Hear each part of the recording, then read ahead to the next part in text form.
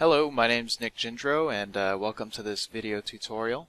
In this video I'm going to be going over line drawing, composition, and some color, and as well as how I like to use photo reference. And in this example, what I did is I took two pieces of photo reference and I took what I liked from each and sort of combined them into my own composition.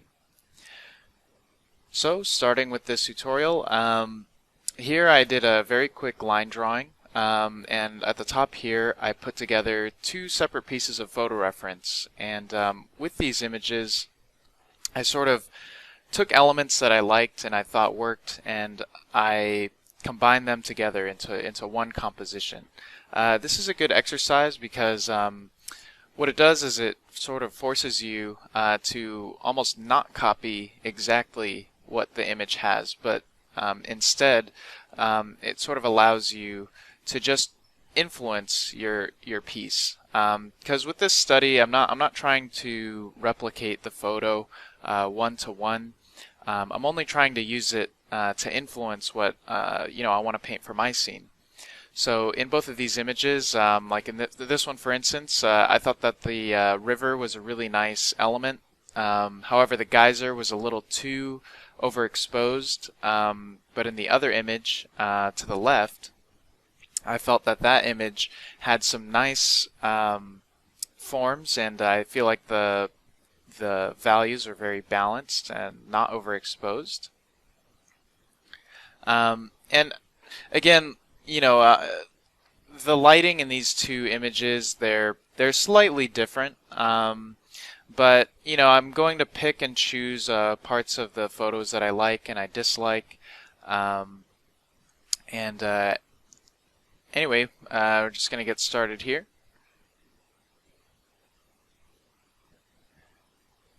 So when I do these sketches, I like to just do a very, very simple line drawing. For instance, right here, it's just I'm blocking in the major shapes. So I'm kind of loosely resembling the environment of the image on the right-hand side, and for the geyser itself, I'm kind of basing that on the image on the left-hand side. And the thing that I'm doing is I'm looking for big shapes, things that I can separate graphically throughout the composition.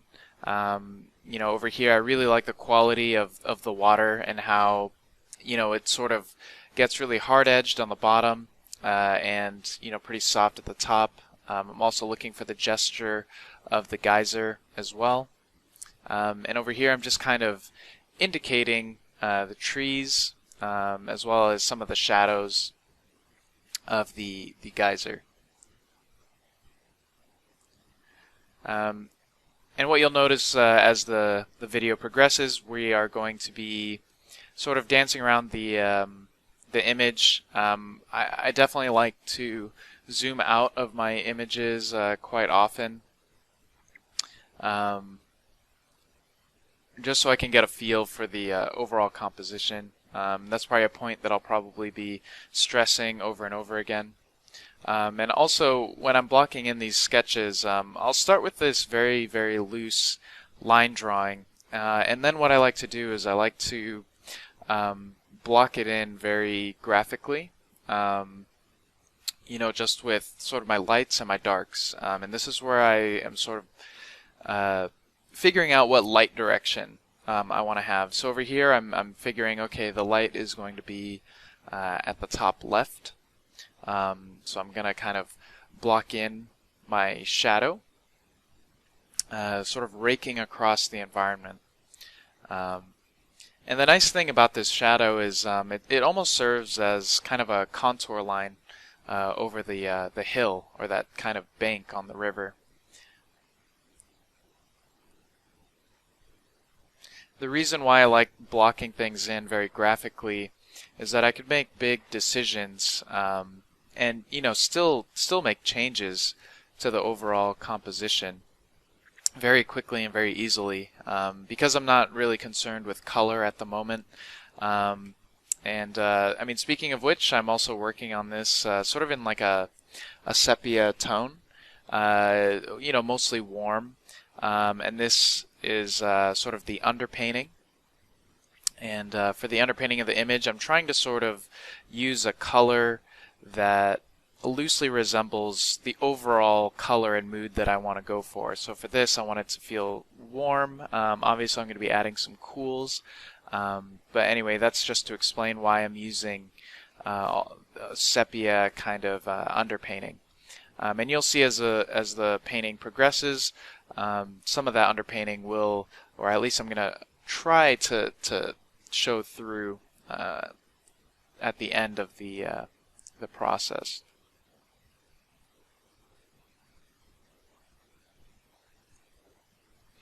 So I'm still blocking in my big graphic shapes.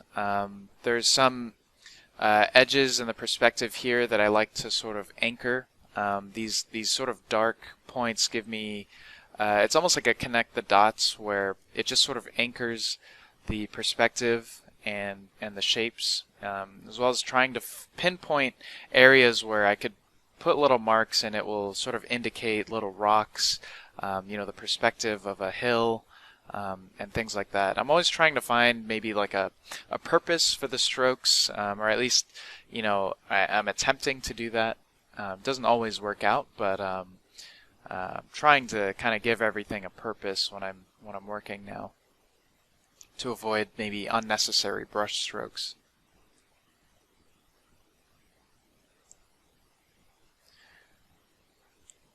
So again, I'm still sort of blocking out these graphic shapes and elements, indicating some rocks in the hill. I kind of like how the rocks kind of spill over the hill. That's another sort of perspective cue. Kind of tells us what the form is as it sort of curves over the top.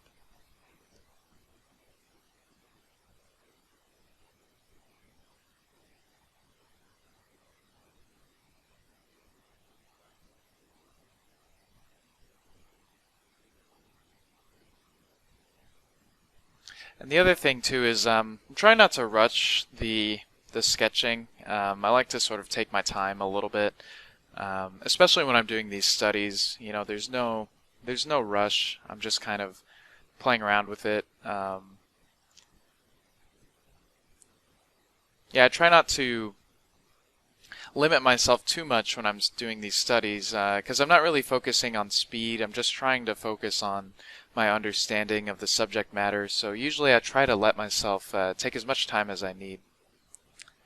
So in this step here, you'll see me kind of blocking in the big dark value grouping of all the trees in the distance.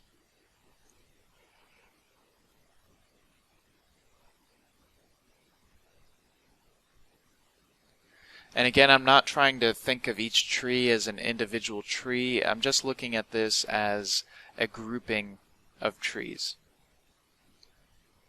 With the occasional silhouette breakup, maybe one is sticking out more than the rest, which if we look in the reference in the top right, I really like the way that the tree is sort of sticking out from the tree line. That one single tree that's sort of poking out kind of gives the viewer or audience a sense of, what that big shape is.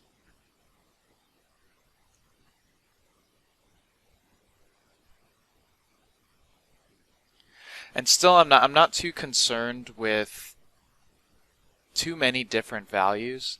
At this point, I'm only trying to focus on, my big shapes, and I like to keep it really simple in the beginning. And what I mean by simple is just two major value breakups. Because the second I start messing with other values, the second the composition will start falling apart, at least for me. And again, I want to reiterate that this isn't sort of the only way to be working. I'm just sharing with you the way that I like to do these studies. There are plenty of ways of doing things, but I'm just sharing with you the way that I've been doing these recently. So at this point, I am actually starting to introduce one other value, and you'll notice that it's sort of a slow build-up of values and colors. I always like to start from very simple shapes and simple concepts, and then I build on top of it as I go, sort of step by step, so that I don't jump into things too quickly.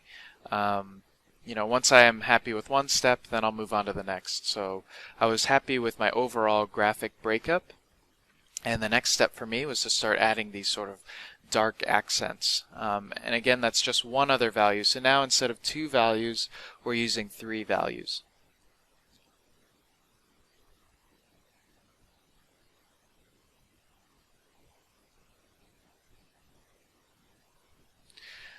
And what this extra value is doing is it's providing another level of sort of anchor points. Right now I'm using it to kind of define the hill in the back, as sort of as a loose gesture to show the curvature of the hill, as well as punching in the negative shapes between the trees.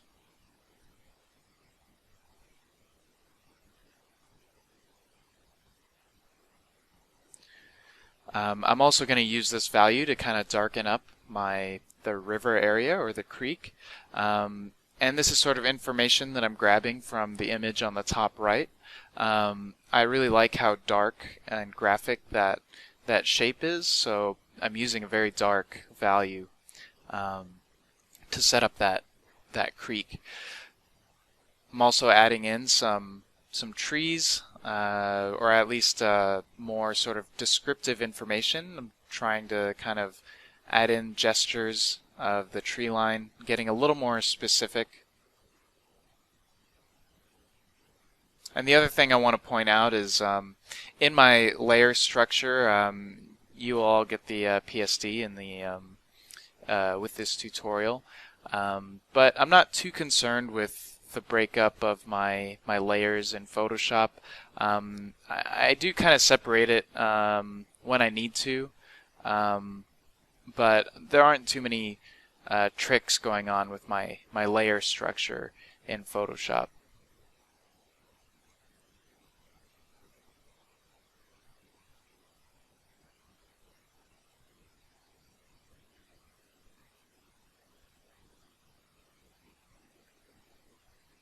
So slowly the composition is coming together. I have my hill separated out. I've got the river. I've got the tree line, and then next is going to be the geyser.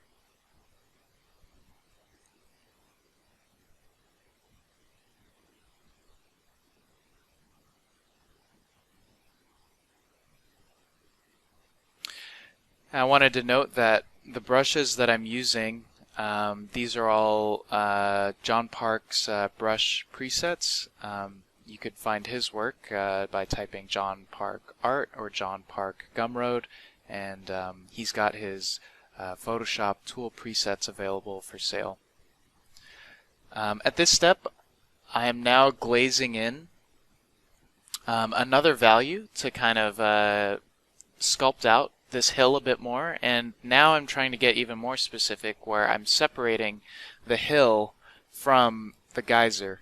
And I'm trying to separate these major value breakups between the grass, the rock, and the water. So now again I'm introducing one other value, and this other value I'm introducing it with these washes. And when I say wash, I'm sort of glazing the brush over the canvas very lightly, so that it's kind of slightly transparent.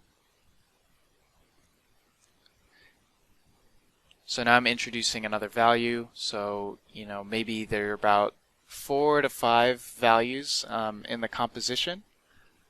Now we're able to break away the geyser from the hill, as well as the rocks that are sort of separated from the grass. So again, I'm just going to reiterate. This is all, I'm doing all of this to separate each element out from each other. And again, trying to maintain that graphic read and graphic build-up.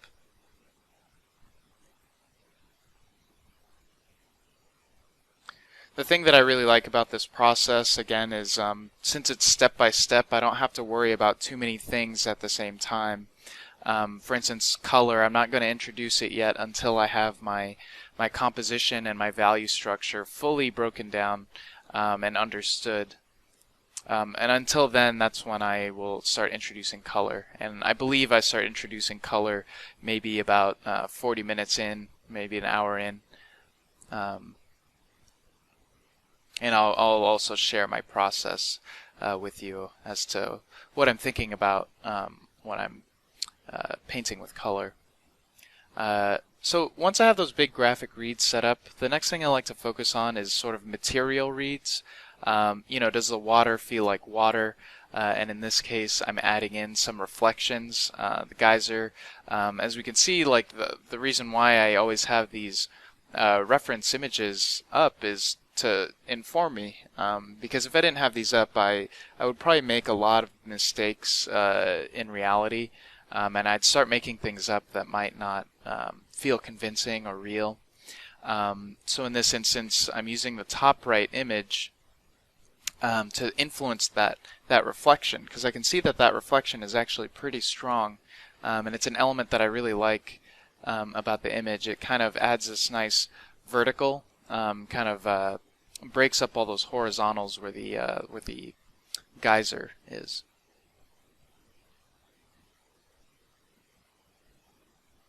I'm also noticing that and again I'm sort of glazing in another value. So I'm going from the very simplistic, and now I'm introducing more and more values.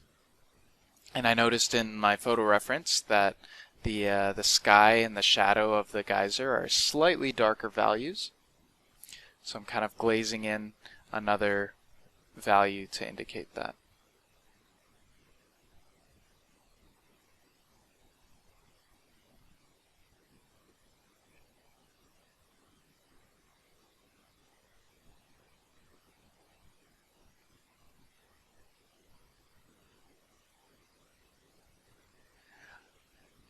Right here I'm trying to kind of get a little more specific with the geyser shape, the shape itself, sort of just the overall gesture of it. Because when we zoom out and look at these photos on the top, we can, even though the mist that the geyser is giving off becomes slightly transparent, they still create an overall kind of graphic gesture. And I'm constantly kind of playing around with that shape as the tutorial progresses.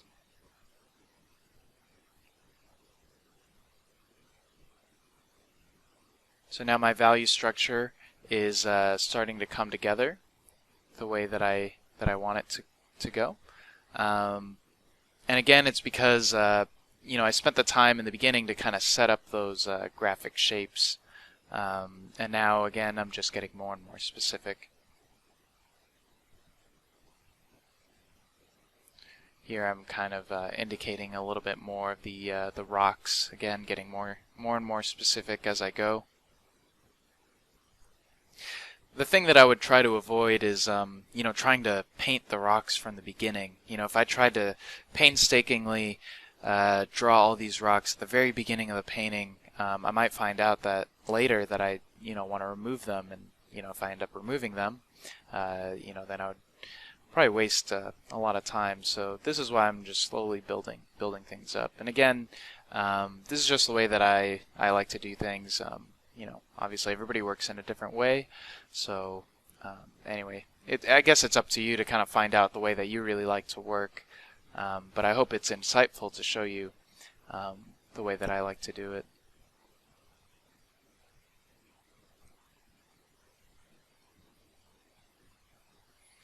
The other thing that I'm trying to do is I'm trying to sort of not overwork the image too much. The way that I like to place the strokes down is I like to sort of place them and then not touch them, and kind of let the brush do the work for me. And what I mean by that is, for instance, the dark values and the tree lines. I'm not fussing too much with those shapes because the brush kind of provides this texture that's already kind of interesting. And I try not to fuss with it too much because I've found that the more that I overwork it, the more I lose that sort of initial feeling that I was happy with to begin with. Right here I'm kind of adding a slightly darker value in the shadow, where the shadow meets the light. And sometimes when you add that dark line on the edge of a shadow, it can really sort of make it stand out. It just adds that extra bit of contrast for the image's sake.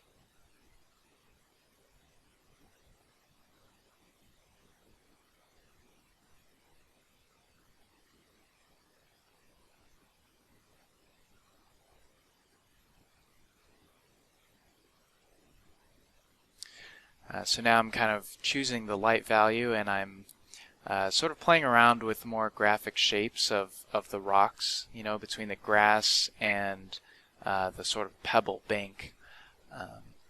And since I had separated the values, I'm still kind of keeping it simple, where, you know, I'm figuring all the rocks are going to be one value shape, at one value, basically. To separate from that grass. Otherwise, we wouldn't be able to tell the materials apart. And you know, this is something we can see in the reference image on the top right, where the rocks meet the grass. They're two very distinct, different values. So this is just something that I'm trying to replicate with my image down below.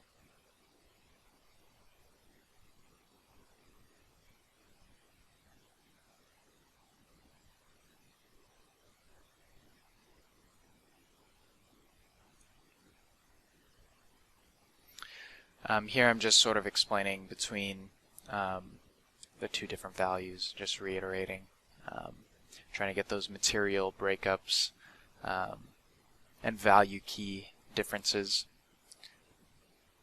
And value keying, that's something that I remember when I was first learning all this stuff, and when I think had a teacher tell me about value keying and how, you know, each material has a different range of values, and that's how we separate things graphically from each other.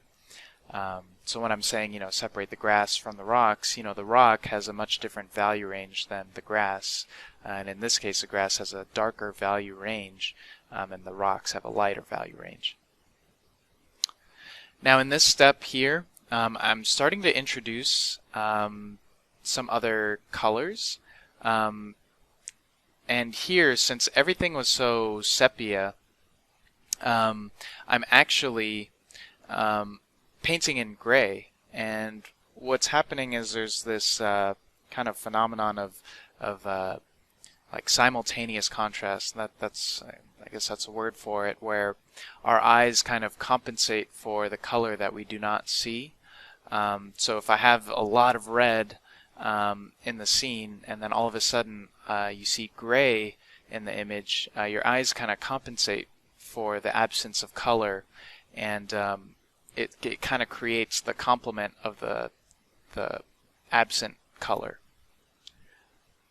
So usually when I'm adding my blues, I'm actually just painting gray, and you can see on the color picker up there, it's a 0% saturation of color, and this is solid gray, and however our eyes are kind of playing a trick on us, and it makes it appear blue. And this can, you know, this is a good technique for kind of creating some more subtle colors. I didn't want to be too heavy-handed with the blue right off the bat. So again, with the color, it's something that I am kind of slowly building up. I think eventually I might pump in some more sort of actual blue colors to punch the cool sky a bit more, but to just for the breakup, I'm kind of loosely indicating it in.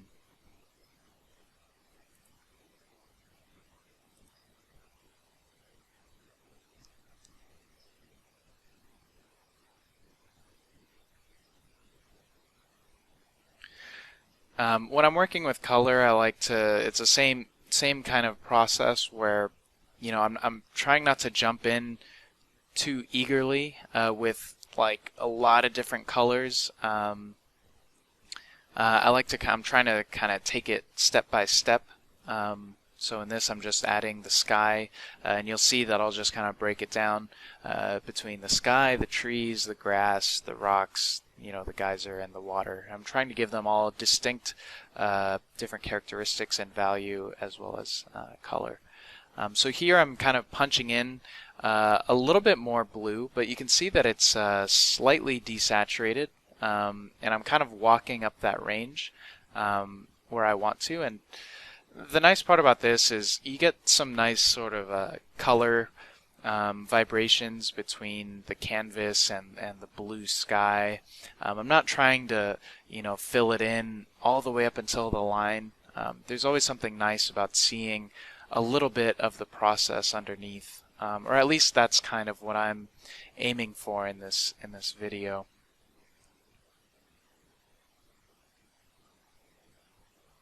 And that would be entirely up to you as to how much of that you want to show or reveal, and how much of it you want to cover up. And you'll discover what your preferences are, and you'll find that you'll have a lot of fun trying to balance between how much of the work you want underneath to be showing through the final, or how much do you want to cover up. So again, that's all a matter of taste and what you sort of prefer. And there's no right or wrong way of doing it. It's just different sort of stylistic choices that you can make, which makes this process so much fun. And that's why everybody's art looks so different, as we all make very different choices.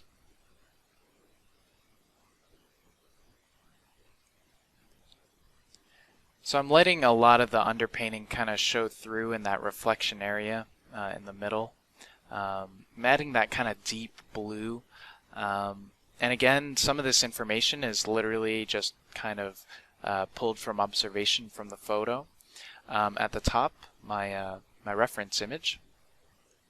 And I also want to point out I'm not really sort of color picking from the photos at the top.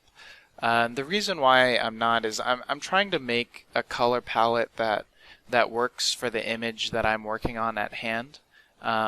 Because sometimes when you color pick from a photo, it'll pick a color that might be sort of out of harmony with what you're working on, and sometimes that could throw off your own image.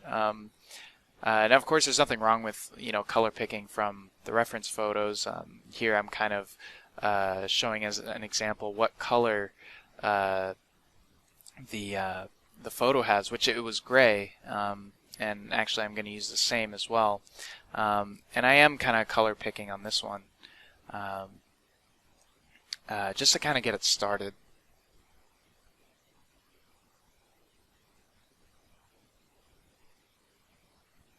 Yeah, and I guess on the note of the color picking is, I like to do it in certain areas where, like if there's a color that I really like, I'll just color pick it and try to use it. But I'll try not to do it for every single element of the image. I try to kind of work that out on the image itself rather than just picking everything from the photo. And again, the goal isn't to, fully replicate the photo and try to make it as accurate to the photo as possible. Again, this is just kind of a study on just using the photo as reference. It's reference material. It's almost as if we're just using it to influence our own image. Here in this step, I'm kind of painting in more of those gray colors, kind of softening the edge between the graphic shapes. To kind of mimic that transparent quality of the water. And again, you'll see me, I keep zooming out of the image to make sure that everything's still working graphically overall as a composition.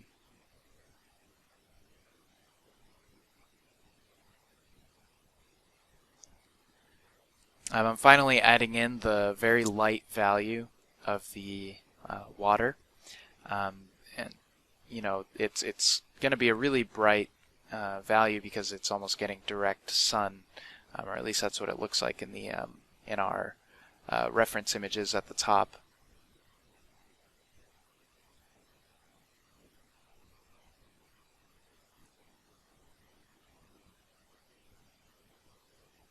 I'm still kind of playing around with the shape of that geyser. That's something that I actually do end up fussing with a bit. Um, uh, Mainly because it was sort of, it's going to be the focal point of the image, and I just kept kind of playing around with the shape and trying to get the sort of essence of it. Over here, I'm just kind of filling in some of these the grass. As you can see, it's almost like a coloring book, really, where I already have my sort of my values set up, and now what I'm trying to do is just set up my colors with the same value structure. And that was the importance in the beginning of setting it up graphically, is I had already established that value structure, and now I'm kind of just assigning colors to each of those value groupings.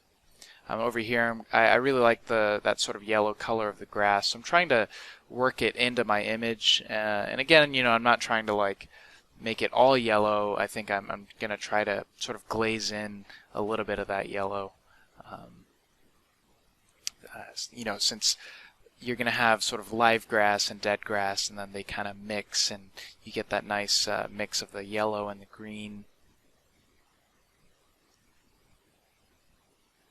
And again, I'm just kind of walking up the scale in terms of when I'm adding color. And this is how I like to add color to these sketches. This isn't how I always work as well. I'm always trying to kind of change it up. But for this tutorial, just kind of slowly adding the color. Sometimes I'll jump in with straight color, but for the sake of this tutorial, I'm just kind of adding it on top of my value breakup.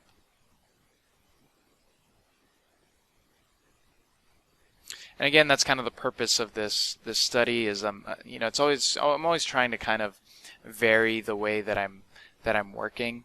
I don't want to get too stuck into one way of doing things. I'm trying to just learn how to paint differently. Always trying to change it up a little bit. It's a great way to study your colors, because sometimes, like professionally, the way that I work is, I work with a lot of photos and, a lot of realistic materials, and doing exercises like this actually really helps with my professional work, because I'm able to recognize like where I should push the color and where I should, tone it down. So anyway, it's just, it's a great way to improve on my professional skills as well. Not only that, it's just fun to do these. It's really relaxing.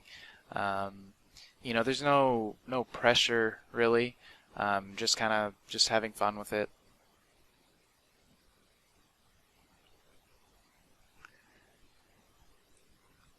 So a lot of these stones, this sort of gravelly, sandy part, where the rocks are, starting to assign it somewhat of a gray to kind of cool it off a little bit. And when I say cool, it's just, slightly cooler than what's already on the canvas.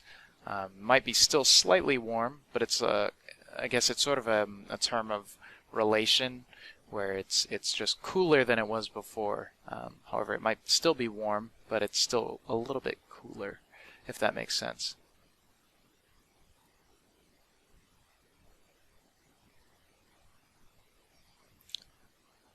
For the foreground, I'm kind of adding in a little bit of grass, trying to indicate the greens and yellows again. Again, I'm kind of mimicking the sort of rough layout on the top, the image on the top right. And notice I'm not being too precious with like again, I'm not trying to replicate it one-to-one. I'm just trying to take elements that I like from each and kind of combine them together. And I find that this is a good way to study because it forces you to not just copy, but to just use it to influence you. That's something that I've just been reiterating through the tutorial.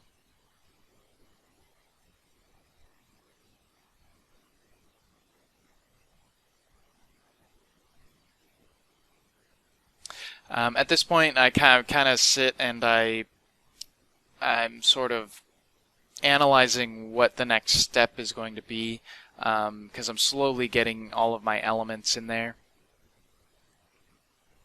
So now I'm kind of deciding, how I should move forward.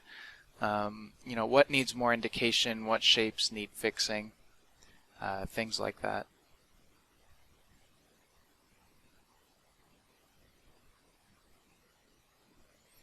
And I noticed that, of course, like all the trees are all different colors, so at this point I'm trying to kind of glaze in some of those greens. And again, I'm not being too heavy-handed with it, I'm just kind of glazing it in to get some interesting colors mixing, where we have the greens next to the warms, and it kind of creates this nice little color vibration.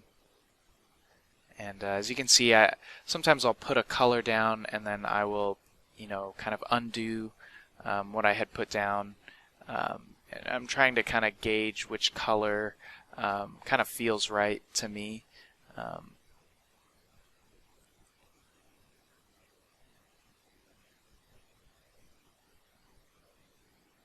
So hitting these trees with more green, kind of cutting into the negative shape of some of the trees as well.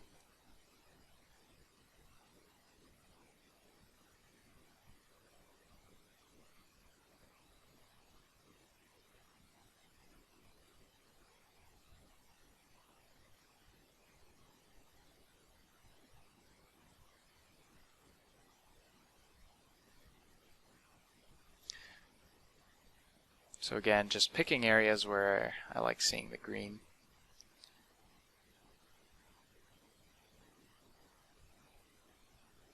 Yeah, and that's why, again, this is why this process is so much fun, is, I'm not, like, it's like all the trees don't have to be green. I could kind of pick and choose which ones, which areas I want to see a little more green, which areas are going to be a little more warm.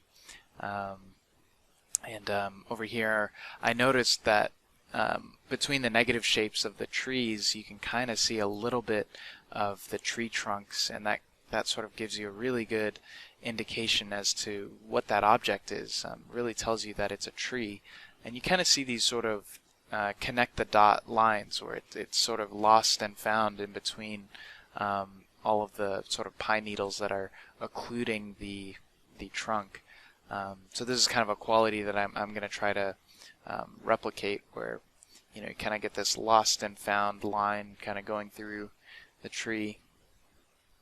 And again, this is all based on kind of observation of what I'm seeing in the photo reference.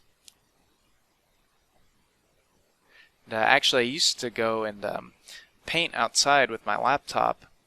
However, recently I haven't been able to kind of get out of the house. So again, like, this is why I like to use this method, because I'm trying to kind of replicate what I used to do by going outside, and this is the closest that I can get, is when I take these two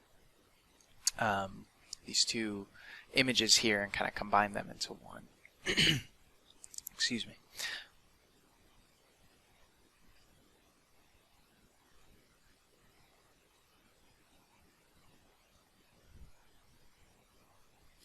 At this point, I'm sort of softening that edge, because in our photo reference, we can see that when the geyser kind of dissipates, it creates this transparent, soft edge. And what's really cool about these geysers is that the edge is pretty hard at the bottom because of how condensed the particles are. and then as those particles move away from the bottom, they dissipate out. So that's sort of another observation that I was making from staring at these photos is, okay, well, if I want to make a convincing looking geyser, I'll make a sort of more dense edge at the bottom, and then as it goes away and shoots away from the sort of source, I'm going to soften that edge out. And the way that I'm softening it out is this is sort of an exercise in me using sort of textures for the transparency rather than just a soft airbrush. I do use the airbrush at some point, but I find that using the sort of textures to get that that soft edge, you create some really nice dynamic sort of soft edges so that it's not too uniform. And again, that's just kind of a matter of preference, and I just kind of like that look. But, it's perfectly fine and reasonable to use the airbrush tool as well, which at some point I do use the airbrush to kind of soften it even more, to get a little more subtle with the transition.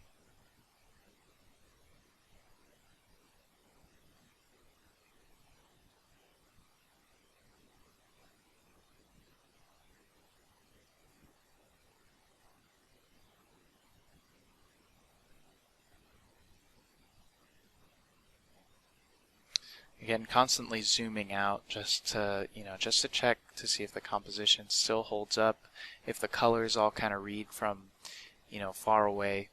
And actually, I mapped the zoom in and zoom out buttons on my pen so that it just makes it a much quicker process of zooming in and zooming out. So the two buttons that are on the Wacom pen, the downward facing button I have as zoom in, and the upward facing button I have as zoom out.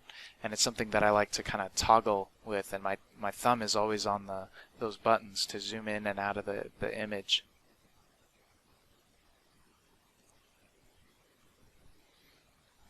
At this stage, I'm just kind of indicating these rocks a bit more, kind of cleaning up certain edges. Notice I still have a lot of the underpainting kind of showing through, which is initially part of the goal for me for this image. Now, of course, everybody's going to have a different kind of objective for what they are trying to achieve in their images. So I'm just sharing with you that was one of my objectives while painting this image here. Is I wanted a little bit of that sort of history showing through until the end. I'm trying to kind of let the brushes do the work. Now we have all these really, really awesome brushes in Photoshop. And again, I'm using John Park's brush tool presets. And you get some really interesting textures and edges with these brushes. So, the brushes definitely go a long way into indicating our textures and creating really interesting sort of subtleties. And accidents is what people like to call it. I guess what I don't know if Bob Ross actually said it. The happy little accidents.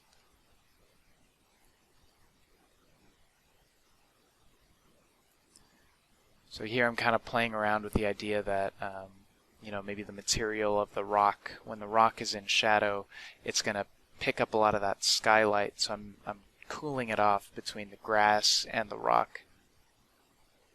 And that gives us more indication as to our material breakups between rock and grass. When the shadow overlaps the rock, it creates sort of a cooler shadow, and then as it overlaps the grass in relation to the rock, it's slightly warmer and greener because of the amount of saturation in that grass.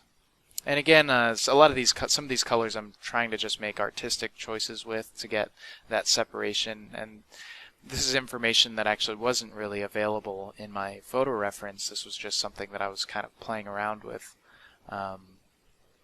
Because sometimes in the photos we'll find that our shadows might be a little bit too dark because of the exposure. A lot of times when we look at photos, sometimes the darks are too dark and the lights are too light compared to what our eyes can see. So generally when I'm painting these, I want it to feel as if we are seeing it through our eyes rather than through a camera lens. Now again, that's just a preferential choice. I kind of like seeing things as they would naturally, but sometimes it does call for like a camera lens stylistically. So I do enjoy working that way as well. But again, for this study, trying to base it off of what our eyes might be seeing as opposed to what a camera lens might be seeing.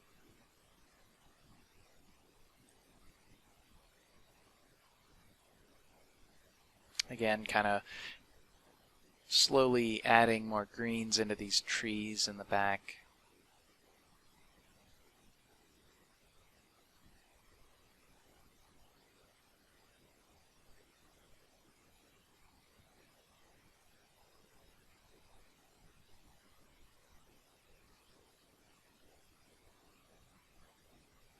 Again, indicating some of these tree trunks.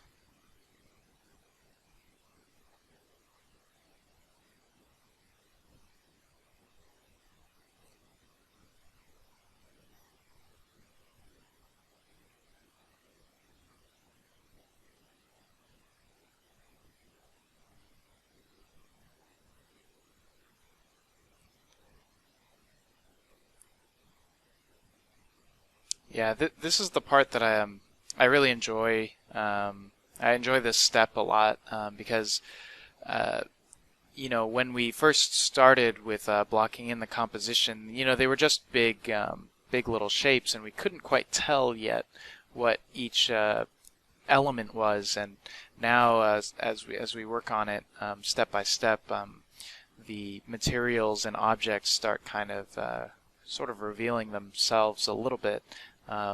By adding the indication of the tree trunks and sort of modifying our silhouette shapes.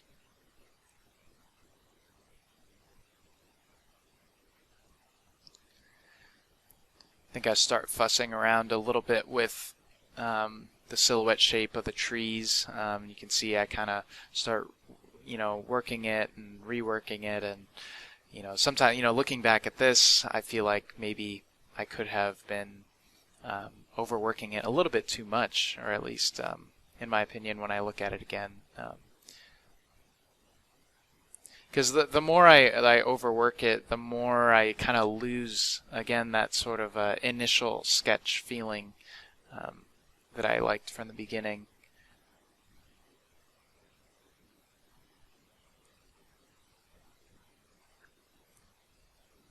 At this stage, I'm kind of indicating some pebbles that might have sort of strayed away from the pack, just to kind of indicate that, it's a collection of a lot of rocks and it's not just one sort of slab of rock. So that's how I sort of indicate those edges, to show that there are other little pieces that are kind of breaking away from the rest on the bank there. Kind of indicating some taller grass with a different brush. I'm kind of using this sort of vertical motion to show the height of that grass. Also kind of indicating like a little core shadow on the grass as well, to give it a little bit of volume, so it doesn't look like it's just kind of like a spray painted rock that's green. I try to add a little bit of that shadow to sort of let it stand up from the rock.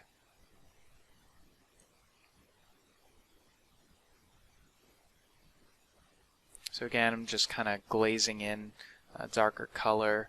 I think I was noticing from the top right image that I really liked how the hill kind of fades into the trees. So I start using a slightly darker value to kind of show that the hill is rolling off and disappearing with the trees. Kind of trying to soften that horizontal line, or sort of diagonal line that the hill is creating.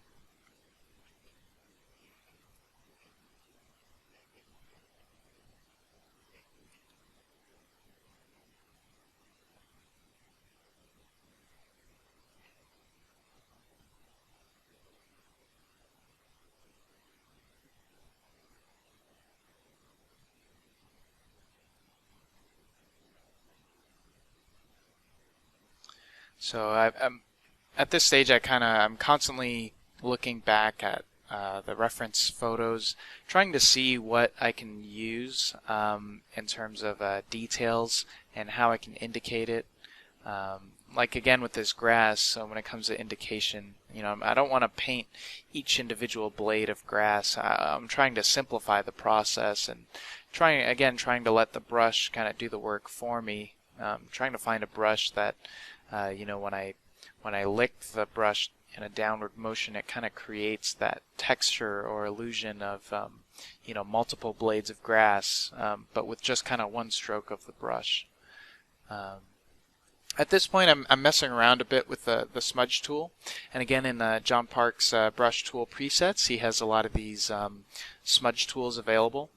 This one's kind of like the scatter smudge, and I'm using that to again soften the water as it gets a little bit more transparent and as the particles kind of break away from the main form. And I'm using this just to give it a little bit more of a soft edge. It's really fun to play with. You can get some really nice shapes using a lot of these smudge tools. And the reason why I like the kind of scattering one is that when you zoom in, you can kind of see the sort of, the smudge isn't completely uniform. I like seeing a little bit of texture in between.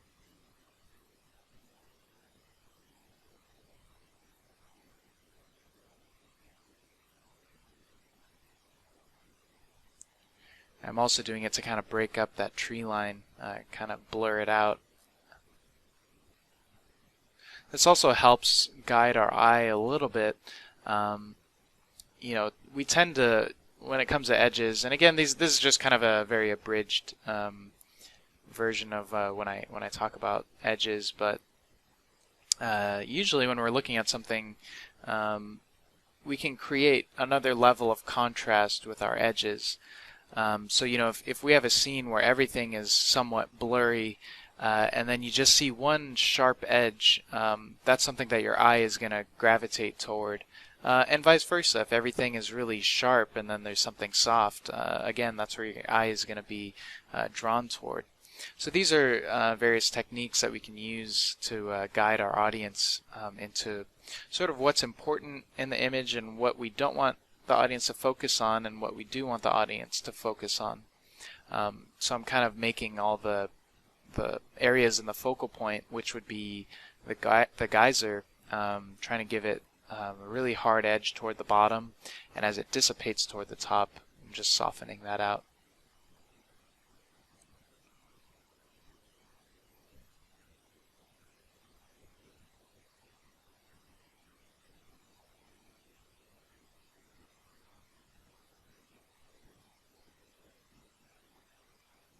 So I'm trying to pump in some more light values, more solid structure to the geyser. Adding in some more cool colors, pumping in a little bit more blue, because I notice in the reference image I kind of want to push the blues a little bit more.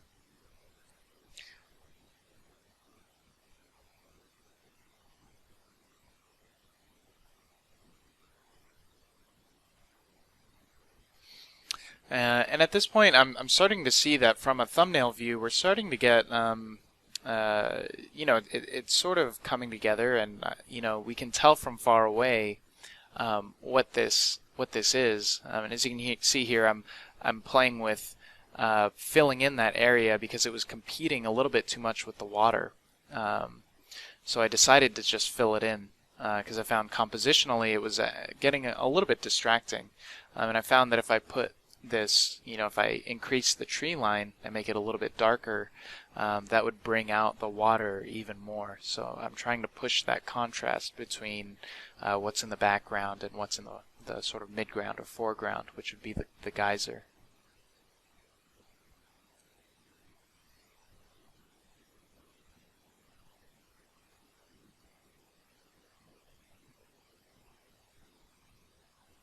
Again, trying not to be too uniform with my brush strokes, trying to vary it up a little bit just to add a little bit of sort of texture and strange shapes that that are kind of interesting. As you can see, there's still a little bit of the line drawing showing through in certain areas, and that was something that I was trying to be somewhat careful about as I was working on this image. And again, it was part of my sort of initial sort of goal while doing this, is I wanted to see if I could maintain what was underneath throughout the process of the video.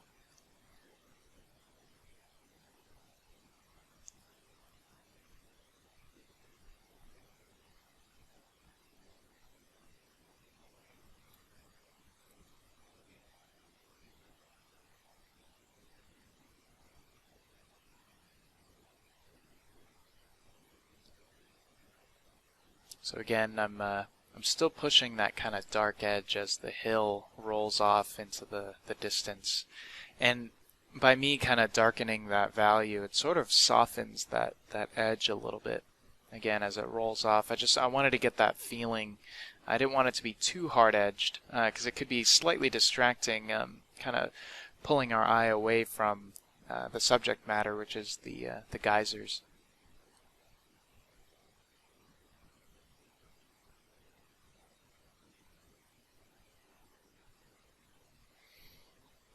Once I have a lot of the colors established in the scene, I tend to keep color picking from the painting itself, so that we can keep this sort of harmony of colors, so that there's not too many different colors. And you know, looking at the painting or the sketch, we actually have a pretty limited palette of colors that we're working with. There's a lot of grays. There's the warms that we have from the underpainting, like those yellows, and then there's some greens. Not too many different colors. This was, again, that was another part of this exercise. Is I wanted to sort of limit my palette, and when I say that, you know, just using as few colors as possible to sort of tell the story or tell the image.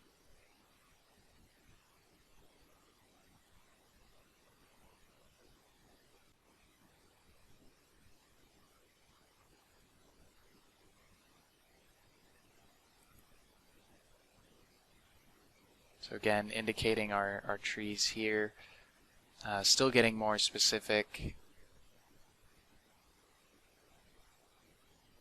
Just again, that slow build up, not trying to rush into it. I'm being, you know, somewhat careful with my brush strokes. I'm not trying to be too messy with it either.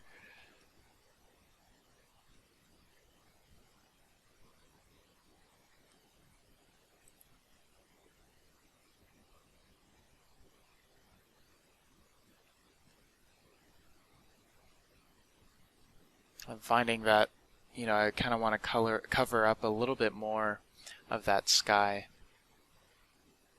Kind of knocking those trees back a little more, kind of grouping their values so that they're not too contrasty. And again, I'm doing all of this as to not distract or take away from our geyser here.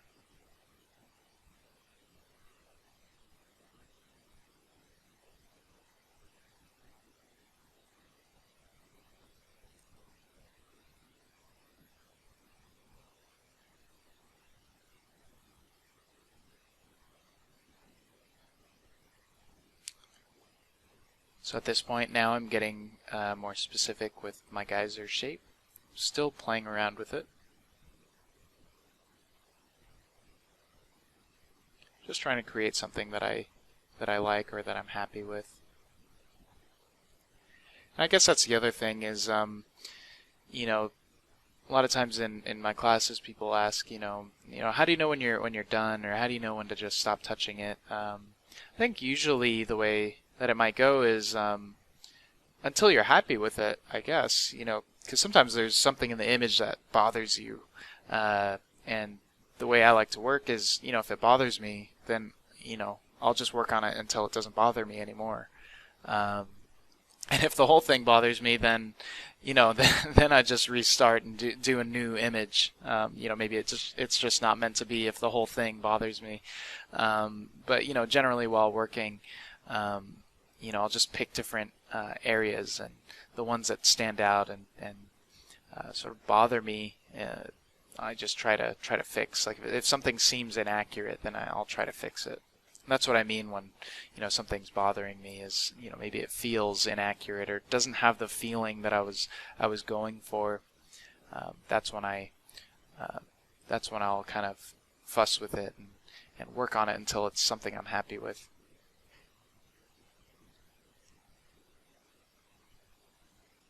So here I'm trying to sort of get that feeling of that pressure of the geyser kind of shooting, trying to get some energy in there, some kind of very vertical gestural lines. And as you can see, as I'm working, I'll put a stroke down and then I'll sort of undo that stroke. And the reason why I like to undo some marks is so that the one that I lay down is the one that I'm happy with. So again, it's me kind of trying to avoid fussing with it a little bit too much. And I have my undo and redo actually. I mapped it to the keys on my Wacom tablet, and I have them right next to each other so that it's like just a simple click away. Just undo, redo, undo, redo. And I find it's pretty nice because then I can constantly put a stroke down, and if I don't like it, I can undo it until there's a stroke that I'm happy with. Maybe another side note: when I'm placing these strokes down, I like to sort of angle the stroke in the direction that the form is flowing. I kind of treat the brush strokes as if they're kind of like contour lines.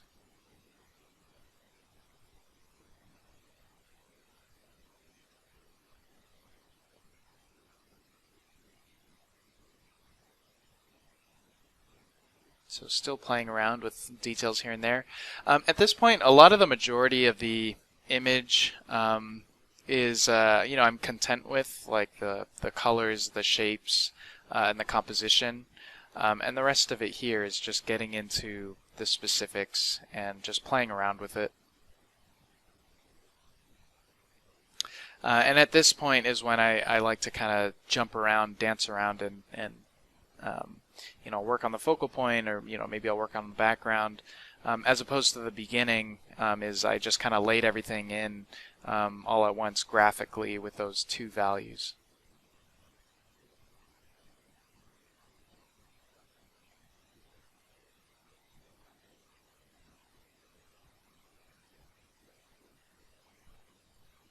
So right here I'm kind of sharpening the contrast toward the bottom, where I'm adding a slightly darker value and a slightly harder edge, just to add that little bit of contrast to direct our eye into that area a little bit more.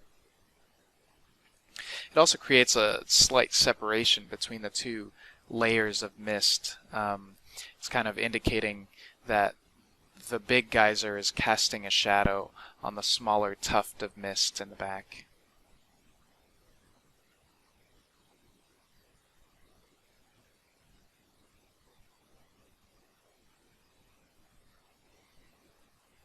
And again, still fussing with the water shape.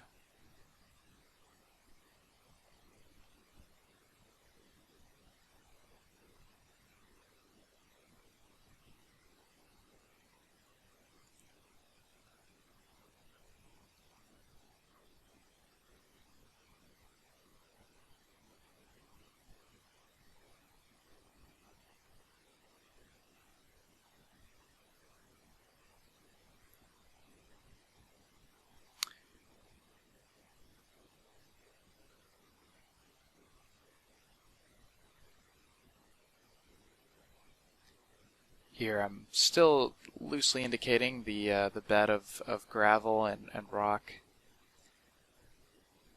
And yeah, here again I'm just sort of dancing around the image, just working on little areas here and there. This at this point, this is where it's sort of questionable as to like where you spend your time. Looking at this again, it's kind of like, some of these little marks might not even be necessary. And again, that's all up to you. Here I'm trying something out. Maybe there's a little bit of the rock in the foreground, but looking at it from far away in that area, it was slightly distracting. So I ended up removing it and moving it somewhere else.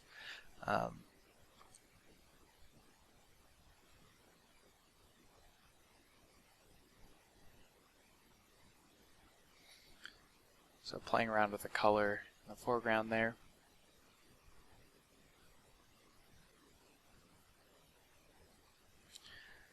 Kind of playing around with the idea of that sort of lost and found edge, where you can kind of see it starting on one end and then it sort of peaks out as it goes along that kind of gesture line of the foreground.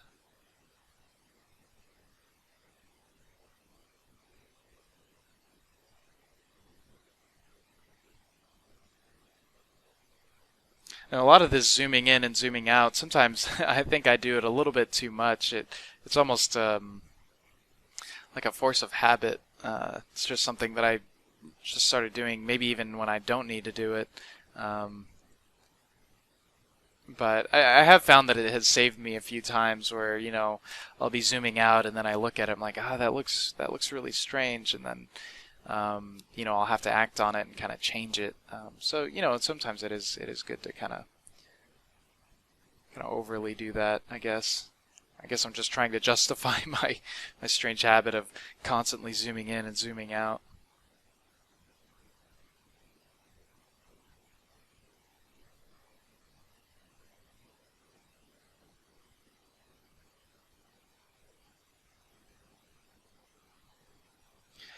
So this is where I'm getting even more specific with my my blades of grass. I remember I mentioned earlier, I don't want to paint every single blade of grass, but here and there where you get every so often one or two blades sticking out, it's just a nice way to indicate an overall material just with a few strokes. Again, I'm not doing these blades of grass everywhere throughout the entire image. It's more like the stragglers that kind of give the audience a feel or an idea as to what that material is. At this point in the image, now I'm deciding to soften out some of the geyser a little bit more.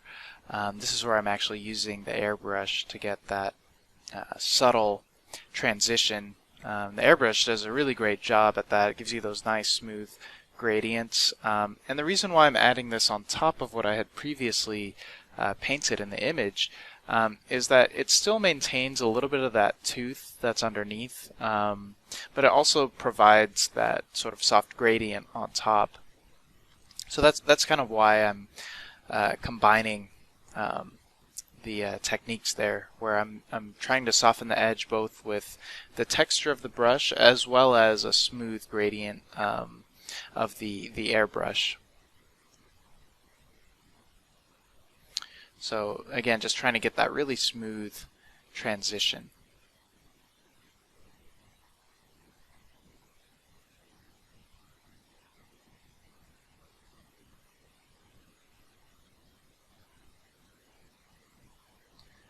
So here I'm just again glazing it in, kind of looking at it from a distance, trying to find the feeling. Just playing with the light and dark, playing with the contrast between the two.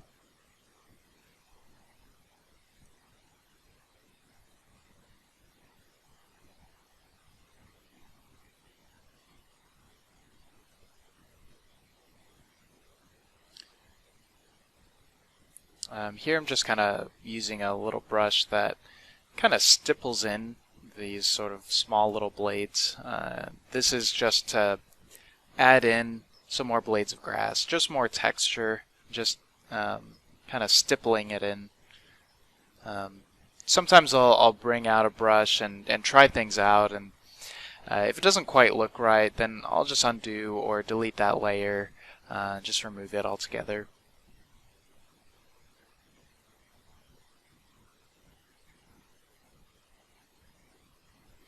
And I'm finding that some of the textures that the brush was creating, I wasn't quite happy with. I kept kind of doing it, redoing it. I think ultimately I just didn't end up pursuing that brush.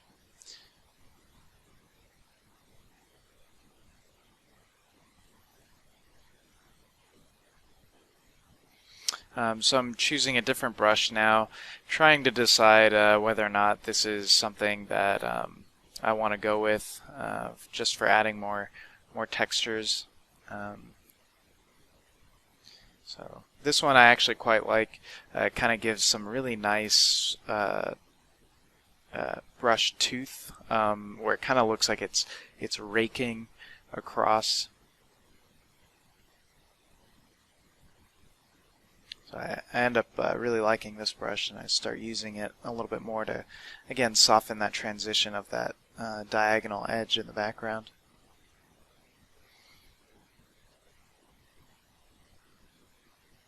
I also start using it in other areas of the scene. So with this, I'm kind of raking it across some of the forms, like the rocks. And again, I'm trying to let the brush serve as kind of a contour line to define some of those forms a little bit more.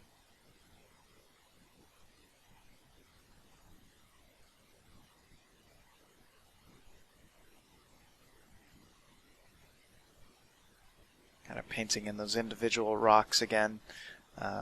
Still kind of trying to indicate these stones a bit more.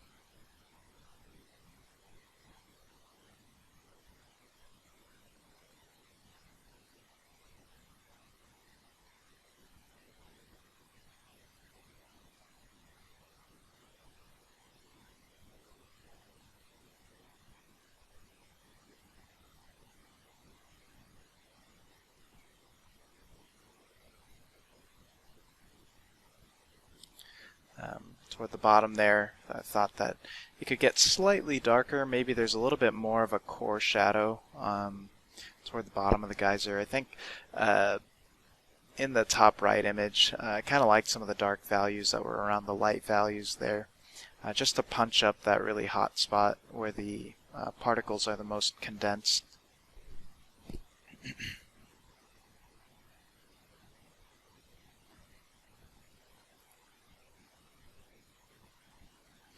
Here I'm kind of trying to make my edge a little bit more exact. I think I found that there's certain areas where I'm just slightly fixing up.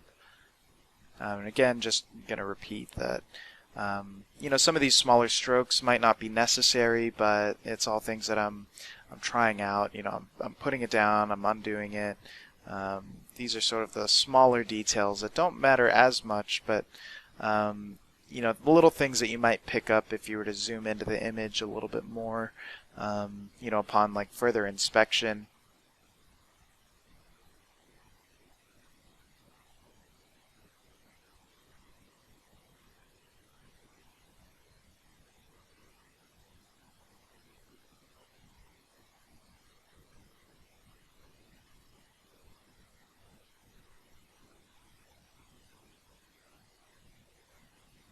Indicating some other rocks peeking out of the creek. You know, maybe just the tops of them are poking out of the river bend there, or the creek at the shore.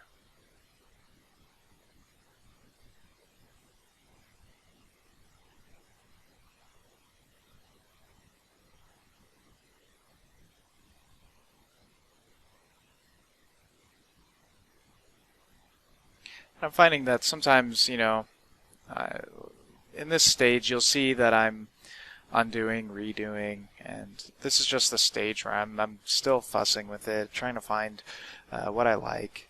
And sometimes it's, you know, sometimes it's not even necessary. You know, and like you turn that layer off and you find out that you were happy with it just the way it was. You end up just, you know, undoing all the little fusses that you were putting down. And I found that that was happening a lot with some of these later strokes that I was putting down. Some of them I kept, some of them I removed, so Again, this is the process where it just gets even more specific.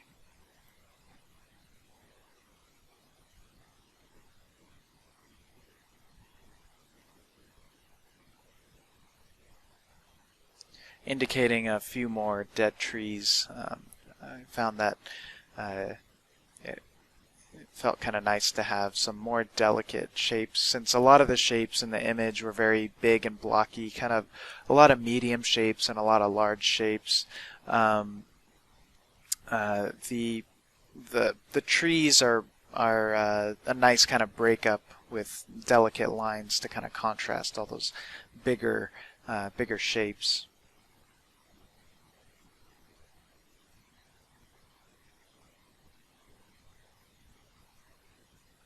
Here I'm still messing with the grass a little bit.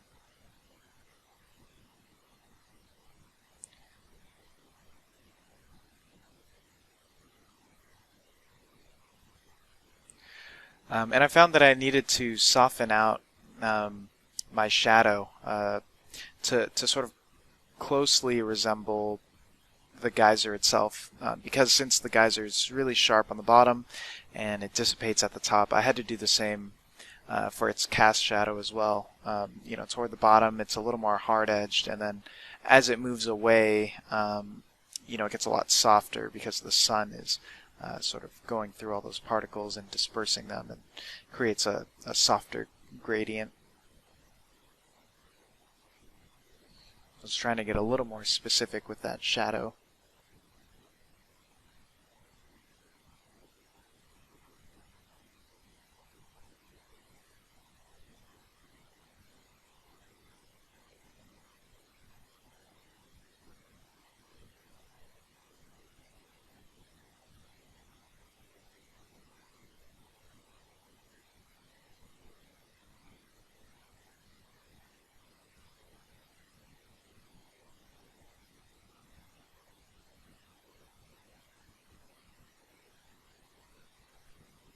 Indicating a few more branches, so this is where I'm addressing things that I might have missed, or I'm just adding other details. Again, it's just kind of this is sort of the process where, you can you don't really have to give it too much thought anymore. I'm just kind of adding little details here and there. So again, I'm just kind of repeating myself. For the last maybe, I don't know, 15 minutes, I think it was just kind of adding and subtracting these tiny little shapes, and some of them worked, some of them didn't.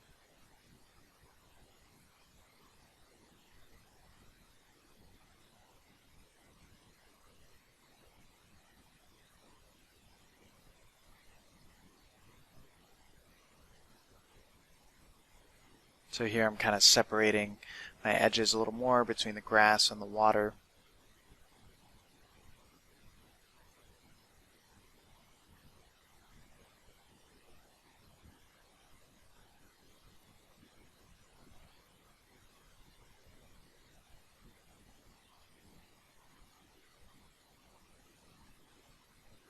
Still kind of looking at it, trying to see if there's anything else I need to work on. At this point of the image, I'm sort of starting to get a little more comfortable with the direction that it's headed. Definitely able to kind of read it from a distance now. And the rest of it, again, it's sort of up to you when it comes to your own images. Is how detailed do you want to get with it? How much do you want to fuss with it? That's kind of where I'm at right now, and that's sort of the very subjective part. Here it's just kind of a recap. I'm just showing where it was, and actually this was the first sketch that I had done, and I was really unhappy with it. I ended up scrapping it, did a whole new one, composition that I ended up liking a lot more, so I went with that one. So again, just toggling back and forth. This is the first one. I just didn't like the shapes. I thought it was kind of boring. I didn't like my marks. So, if that's the case, just especially if it's a very loose drawing like this, it's very easy to discard. It was an idea that I sketched out in like maybe 1 minute. I found that I didn't like it, and I just scrapped it. I didn't like that one at all. So, anyway, took that one out, did a new drawing, was happy with that one, and actually throughout this whole process, that might have been one of the most important ones, because if I picked an image that I wasn't happy with to begin with, I definitely wouldn't be happy with it when I'm done with it. So, make sure that when you do pick a sketch, it's something that you're happy with from the beginning. So here's the breakdown where, I started introducing more values, and getting more specific with the materials. This is where I started adding a bit more color, and finally the smaller details. So that was just a quick recap of what was done, and you'll have access to the PSD. So the PSD will be in with this package as well, with this tutorial.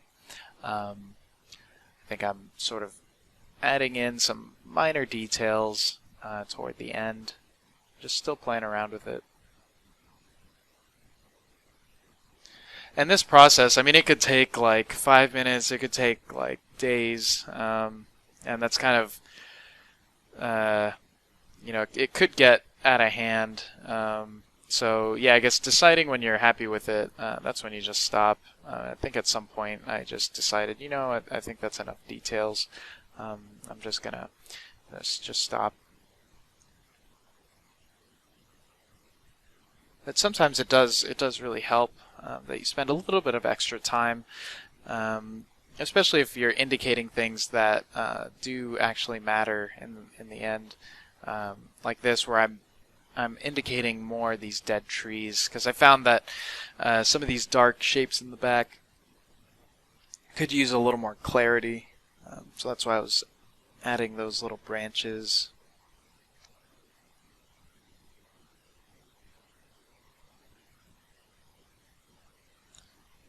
And I'm using the airbrush here to kind of get that soft transition of the hill. There's actually a look that I didn't mean to kind of do that, but then when I place it down, I found that I kind of liked it, so I ended up kind of keeping it.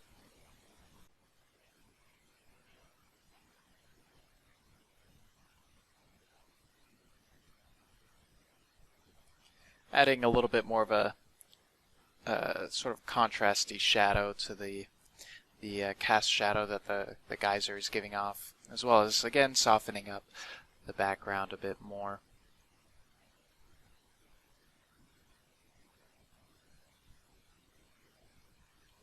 So looking at the image, this almost wraps up the tutorial. Here I'm just going to show the sort of underpainting and how much of it is showing through, and I'm just showing that by kind of adjusting the hue and saturation. And that's kind of cool, because then you can change what's underneath, to your liking. But anyway, that concludes the tutorial. I hope it was insightful, and I hope you can apply this to some of your own sketches and studies. Here's the final image, and anyway, there's some minor adjustments that have been made off camera, and these will still be available in the PSD. Thanks again for watching, and make sure to tune in for other tutorials. Thank you.